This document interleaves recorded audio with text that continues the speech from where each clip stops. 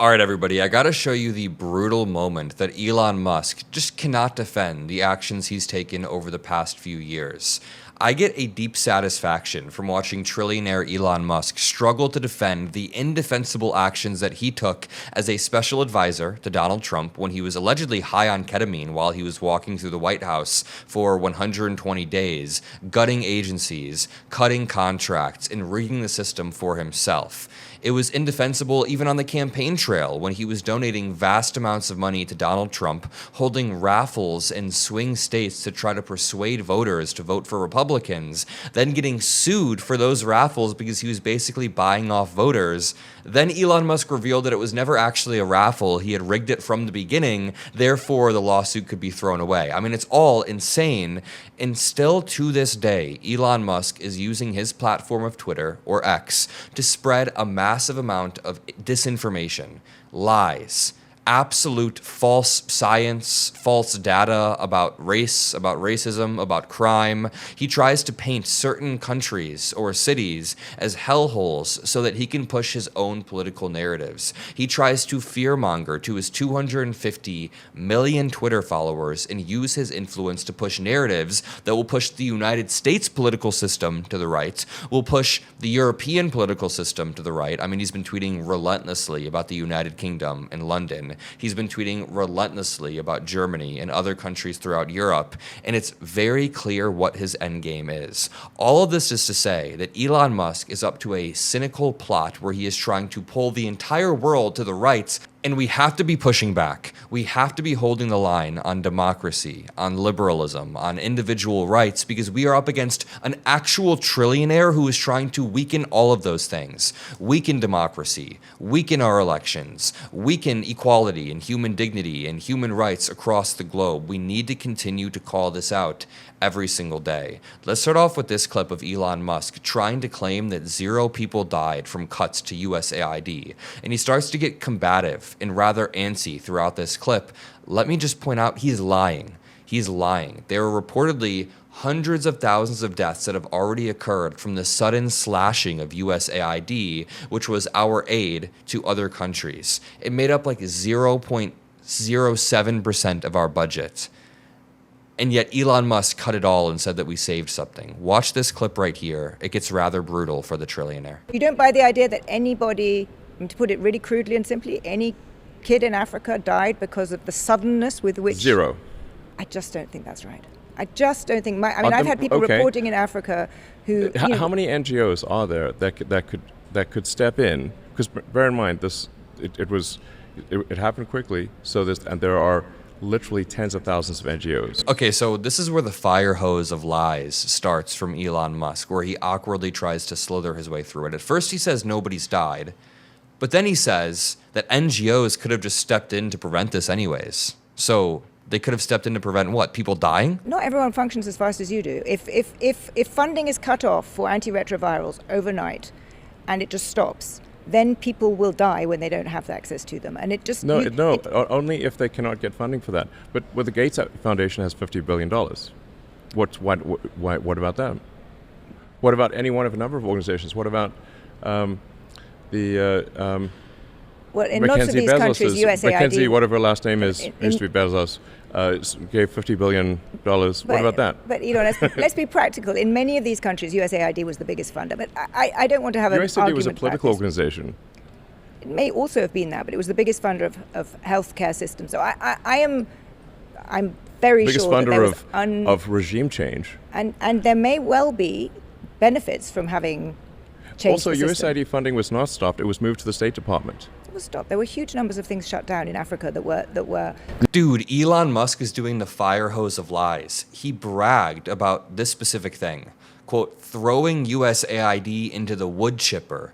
The studies show that 90% of USAID programs were immediately paused or stopped or cut due to Elon Musk's taking over of it, and there was no contact with the people on the ground in these countries. I mean, Americans who were working on behalf of USAID were like stranded and confused and were losing the communities that they had built for years and years and years because Elon Musk stripped away all of the care. No, there were claims of this. These claims are false. They're nonsense, absolute nonsense.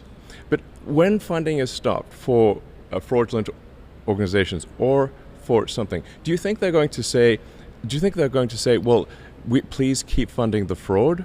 Or do you think they're going to come up with a sad story that sounds sympathetic in order to get the funding restored? Obviously, it will be the latter, and that's exactly what they did. Bro, if I were writing a screenplay of like an evil billionaire, scratch that, an evil trillionaire who is trying to kill starving kids and then goes on an interview and says that the starving kids and the families there are lying about it because they were actually committing fraud and we just have to keep giving him contracts. If I wrote a screenplay about that, I think people would say that it's too far-fetched and he's too villainous. Then you add in the black leather jacket. Really quickly, I just want to read this. It's an article that says, if Musk says he wasn't able to talk to any suffering children, here's a sourced list of some of the children who died after USAID funding was axed. Of course, it's for Musk and readers to decide whether USAID cuts can be said to have caused their deaths, but they would argue, this person would argue that abruptly withdrawing medication or food that a child needs to stay alive, with no alternative way for them to obtain that medicine or food that they need to stay alive, qualifies as directly causing their death. I would agree with that definition. Those children are not available for Musk's phone call now, but perhaps the SpaceX owner could call their relatives and learn something about how much each of these children meant to their families. Perhaps he could call Rovina Nabai in Kenya. She lost her little daughter Jane to starvation in a refugee camp. Jane's death was documented by Dr. Atul Gawande, who headed USAID's global health efforts under the Biden admin and now works at Harvard School of Public Health. As Gawande explained in a short documentary about Nabai and Jane's situation, the food for the camp was provided by USAID. After the cuts, it was rationed to 40% of the daily caloric needs, one meal a day. Jane's mother said, quote, after the changes in food rations, I realized my daughter Jane was sick. She had high fever and chills. Days later, she developed diarrhea, a skin rash, then her body peeled into wounds and became swollen. They didn't have the food to support it. This happened to hundreds of thousands of people, according to this. The New Yorker says, what we are now witnessing is what the historian Richard Rhodes called public man-made death. Brooke Nichols of the Boston University has maintained a respected tracker of the current impact. The model is conservative, assuming that the State Department will fully sustain the remaining programs, but they won't. The toll is appalling and will continue to grow. As of November 5th, and this was a while back, it had caused the deaths of 600,000 people, 2/3 of them children. Let's click on this tracker and see where it takes us. This impact tracker tracks the 1 year projected deaths, hundreds of thousands of adult deaths, and double the amount of children deaths. This is absolutely despicable, and here's Elon Musk lying about it. But zero died because of Doge. That's what I would 0.0. I actually have a lot of sympathy for the change of the aid regime that the US under the Trump administration has precipitated. However, I think the pace and the suddenness with which it happened will almost certainly have caused unnecessary suffering. She's right that it caused unnecessary suffering and death, but she's just giving too much ground to him. By the way, this reporter is doing an amazing job. It's the Economist editor-in-chief, Zanny Minton Beddos. She's doing a brilliant job, but I wouldn't even concede that USAID should have been stripped. Elon Musk and Donald Trump and Pete Hegseth and all of these people are currently running this administration, which is asking for $1.5 trillion in our military budget. I'm pretty sure the $55 billion that went to USAID is just a drop in the bucket to prevent disease, to save lives, to create a healthier globe, to create a human dignity-based, rules-based international system, yet Elon Musk wanted to strip that away for his own profit. Tommy Vitor says, Elon is delusional or a liar. His position is that no one died from Doge feeding USA into the wood chipper, as he so vividly said, but also private foundations should have helped these programs, but also there weren't even cuts in the first place. It's a completely incoherent spin. And I think both of those can be true. No, I think that's totally false. Okay. Well, and obviously false because there are the amount of funding we're talking about is far less than what can be done, than what can be supported via private by foundations. You guys see what's happening here, right? He's jumping from argument to argument to argument, and the interview gets even worse. Watch what happens when Elon Musk gets confronted on the fact that he hasn't even visited the United Kingdom in years, yet he's using his Twitter platform of 250 million followers to constantly say that a civil war is inevitable in the United Kingdom. Just imagine this. Imagine that screenplay that I was writing earlier on in the video, and this archetype of a villain with a black leather jacket is saying that it's actually the kids' fault that they're starving and they're just making it up due to fraudulent reasons, whatever. And then you find out that he's using his massive megaphone to call for a civil war in a country that he hasn't visited in years. He is trying to stir up division and hatred. He is just as bad as the Russian government, which tries to incentivize more racism, more xenophobia, more misogyny. They try to strategically incentivize anti-Semitism and Islamophobia in American societies because they want to create a less cohesive society. The trillionaires, the people who are in power, the oligarchs, they want everybody to be fighting amongst each other so people don't notice what's actually happening. Nonsense. Elon, you have, what is it, close to 250 million followers on X. Yeah, because you say things like, popular guy. Quote, civil war in Britain is inevitable. Okay, but on the civil war is inevitable, you already said he's a popular guy. That was the cringiest thing I've ever heard. But listen closely to the question that is being asked by Zanny Minton Bedos. This is a really, really good question. This is one of my biggest gripes with Elon Musk. I don't care if you're a business owner. I don't care if you build a massive business. I do care about wealth inequality, and I do care about people gaining wealth and using that to spread disinformation. To 250 million followers on X. Yeah, because you say things like, popular guy. Quote, civil war in Britain is inevitable. Just a question on the current of when. trend, yes. I mean, when were you last in the UK? A few years ago. Exactly. So I live there. I'm there the whole time. That is nonsense. You live in a cloistered existence. No, I don't actually. And the numbers also disprove what you say. What numbers? All the numbers about crime. London is a much safer city than any city in the United States. Violent crime in the UK is not where you think it is. In fact, it's coming down. You have painted, and because you have so many followers, so many Americans believe it, a kind of view that Europe and the UK are kind of, overrun with terrifying Muslim immigrants. There's rape on every corner. There's a sort of civilizational destruction. I haven't said any of those things. If you have a large and rapidly growing group of people whose beliefs are antithetical to Western beliefs, at some point there will be a reckoning. They will try to implement their views, and those who oppose it will oppose it, and that's what you call civil war. This is very ironic coming from Elon Musk, who has spewed a lot of anti-Western values on his platform.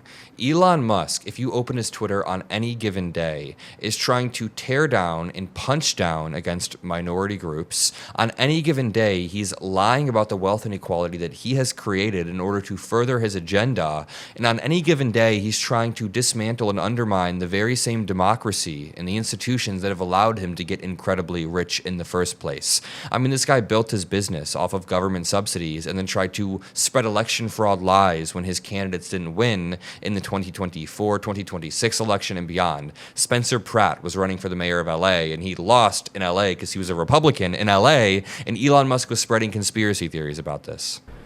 And obviously, this is the trend. And you absolutely do live in a cloistered existence. And if you'd like, we can go on a tour of Britain. Sure.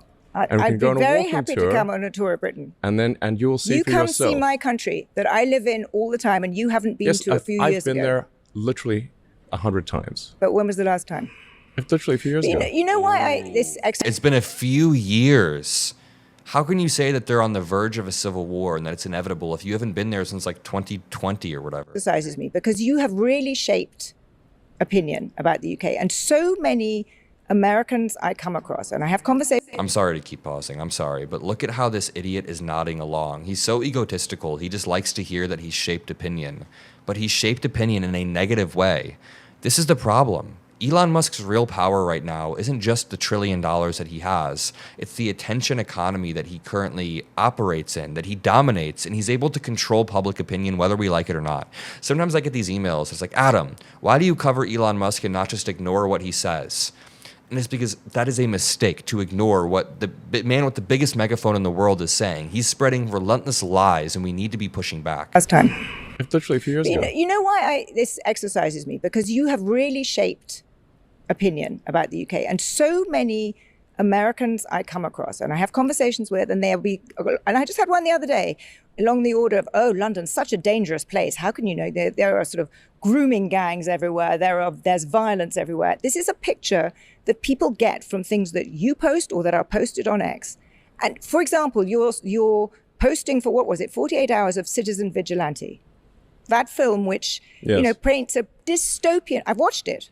Yes. It was not fun. I watched it yesterday. It's not a very good movie. But it also paints a dystopian picture of Europe. He intentionally and surgically boosts profiles that spread race realism, fake race science, like science that will just be faked crime stats and say that black people are inherently more violent. He interacts with and boosts posts like that every single week. People say that you're a racist. What is the motivation for doing that? Are you fomenting? My partner is she's half Indian, and and I have 4 children with her. One of them was named after a famous Indian physicist. So I would say I'm not racist, and also if you look at the people that are employed at my companies, we have senior executives of all races. Yeah, because there are laws that say you can't discriminate based on race, first of all. Second of all, I can't believe he just tried to use the I have a black friend so I can't be racist card. Except in this case, he said that his partner is currently Indian, so therefore he cannot be racist. There is a difference between individual racism and institutional racism. Now, Elon Musk and his day-to-day life, I don't know how he operates. Maybe he's friendly with everybody that he meets in his day-to-day life. But Elon Musk has done more than probably anybody in modern political history to foment and spread the type of institutional racism and spread the type of individual racism that creates a less cohesive society. If you don't believe me, if you think I'm just using buzzwords, let me read to you this article. A few months ago, Elon Musk offered a characteristically terse reply to a post. He always does this thing where he just replies with an exclamation point in order to boost the post in the algorithm. He's able to use his ownership of Twitter to boost posts by just having a simple reply, and those posts go from 100,000 views to 20 million views, basically every single time. The claim that prompted the amazement from Elon Musk, it was that there had been a marked increase in the number of white Americans killed by black Americans over time. Quote, "It's true that things have changed since the 1950s. One user, who is a white supremacist on Twitter, wrote, in the 1950s, blacks killed about 600 more whites each year than whites killed blacks. Now, blacks kill 1,500 more whites each year. This isn't true. It's literally fake stats. Fake stats. The line of argument is not a novel one. For some time, racists have pointed to disparities in homicide rates as a way of suggesting that black Americans are inherently dangerous or threatening to public safety. So listen, while I don't have video of Elon Musk walking up to an individual and saying something racist on an individual level, it is very clear that he uses his platform to foment and spread the type of bigotry, xenophobia, and racism that is currently being mainstreamed and brought back online. I mean, hell, if you spend 10 minutes on Twitter or X, it's like Nazi Germany there right now. Race realism, crazy fake stats. In 2015, Donald Trump shared an image suggesting that 4 in 5 white murder victims were killed by black offenders. I mean, how about this article? Elon Musk, the world's richest person, is on the cusp of a record-setting IPO that could make him a trillionaire. This is from a few months back. He is now a trillionaire. In the recent months, he's been increasingly vocal about something else, rallying white people to stand up for their race. Quote, "Whites are a rapidly dying minority," Musk wrote in January in a post on his social media X and has garnered more than 17 million views. Like I said, he pulls tens of millions of views spreading this type of BS. Musk then declared there had been unrelenting hate and poisonous propaganda in the West against anyone white, straight, or male over the past decade. No more guilt trips, enough. He posts about this all of the time. He posts about race daily. For 166 days, he posted about race. So yeah, I would say that he's pretty racist. You know, while we have all of these bad examples of masculinity, people like Elon Musk, Andrew Tate, Donald Trump, I also want to point out that Alan Ritchin is taking a stand against toxic masculinity, against the Epstein files. Take a listen here. People, I think, are a little bit afraid of me because they're like, he's a loose cannon. And I'm not. I'm just saying the shit that everybody should say if they give a shit about humanity. Everybody else should feel like I feel. The world is on fire. Yeah, like, oh, mad about the way things are and the abuses that are happening. The Epstein files? The fucking Epstein files! God damn it! Where are they? It's a fucking law, bitch. Show it. You fucking pedophiles. I shouldn't say fuck because I'm a Christian and people are going to go like, how can he say fuck and he's a Christian? Because that is something that should make you want to say fuck.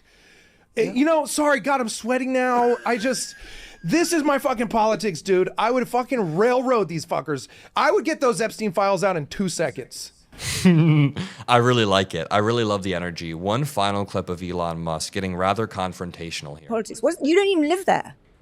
I think of it as the sort of the West collectively. But do you see why this makes people think that this man who has all this power, he's the world's richest man, he thinks he has a right to influence our politics? It makes people, it's why, we started this conversation saying superlatives. It's why people loathe you. Yep. I mean, some people do loathe you. Yes, some people do. But do you understand why? Do you think what you're doing is helpful for Western democracy? Maybe some people do loathe me. And that's probably true. I don't care. Oh my God, he is tweaking. But the fact that, as you pointed out, 250 million people follow me is that I think a lot more people actually like me than don't. Brother. And I think a lot more people hate you and the media more than you realize. Nuh-uh, people don't hate me, they hate you, is basically what Elon Musk just did there. The richest man in the world tried to deflect and tried to bounce it back. Maybe they just hate you. I have all these followers. Homie, you have all these followers because you bought Twitter. This is like buying a restaurant and then going and hanging out in the restaurant and saying, I have 200 people that just hang around with me all the time. No, you bought the platform and you make everybody follow you when they make an account. That doesn't mean that you are well liked by 250 million people. It's all, honestly, just pathetic. And I think that's a good place to leave it. I hope you guys enjoyed this video. I hope you appreciate these videos. We will keep calling out people in positions of power, people who use their positions of power to cover up for others. Remember, Elon Musk unbanned the Tate brothers. Elon Musk has praised the Tate brothers. I mean, it's all just so incestuous, these rich and powerful men committing crimes and helping each other. I love you all. I will see you all in the next video. Make sure you drop a like and subscribe below, and peace out.